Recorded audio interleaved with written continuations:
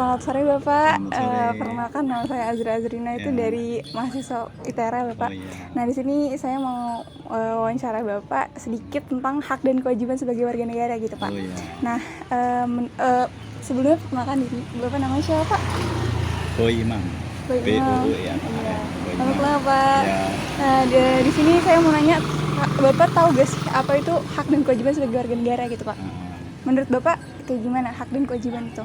Kalau menurut kewajiban pemerintah kepada masyarakat atau masyarakat kepada pemerintah itu maksudnya gimana? Hak Bapak Oh. sebagai warga negara gitu Pak. Iya, hak dan kewajiban. Ya. Apa yang Bapak jalani gitu-gitu. Menurut Bapak kayak gimana?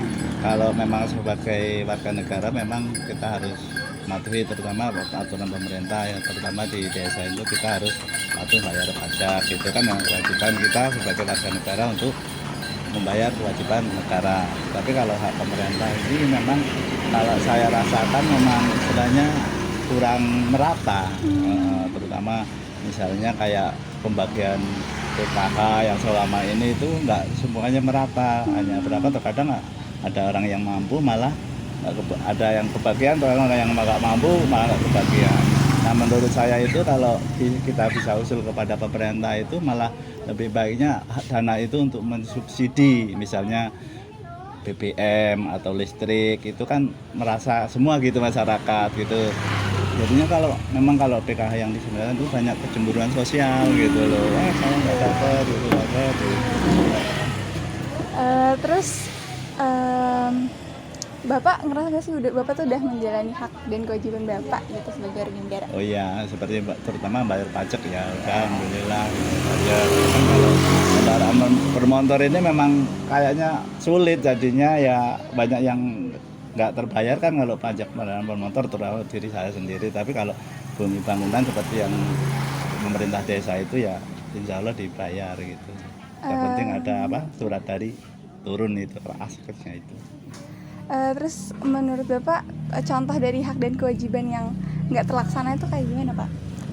Kalau yang nggak Apa aja terlaksana gitu? itu ya istilahnya kayak apa namanya, untuk kesehatan termasuk KIS itu kan, kesehatan kartu Indonesia Sehat itu belum terlaksana, hanya sebagian dari pemerintah desanya atau kan saya nggak tahu, termasuk saya sendiri nggak dapat gitu loh. Sendiri nggak dapat Jadinya ya? kalau tahu sendiri ekonomi saya kalau sakit itu bayar rumah sakit ada puluhan jutaan, terasa berat gitu. Jadi Bapak sampai sekarang nggak pakai BPJS gitu ya Pak? BPJS enggak juga, jadinya kalau masih umum ya ini berat juga nih. Iya Pak, benar-benar. Terus setelah Bapak menjalani kewajiban Bapak sebagai warga negara, gimana sih perasaan Bapak gitu? Ya kalau itu saya merasa gimana ya, agak ketentraman hati lah, soalnya sebagai warga negara memang kita wajib melaksanakan apa yang di aturan negara itu, seperti bayar pajak itu, seperti itu. Terus menurut Bapak gimana sih? Menurut Bapak kalau misalnya ada salah satu warga negara yang nggak menjalani kewajiban itu gimana Pak? Ya sebenarnya kalau gimana ya, harus itu kewajiban ya sebenarnya harus ya boleh dikatakan ada sanksinya gitu, karena itu aturan gitu kan, kenapa nggak diwajibkan. Tapi kita ya seperti tadi, seperti dalam berkendara contohnya ya, kalau pajaknya mati kan ditilang gitu. Mungkin dari saya pertanyaan itu aja ya Pak. Ya. Makasih banyak atas waktunya. Ya, Terima kasih Pak. ya, sama-sama.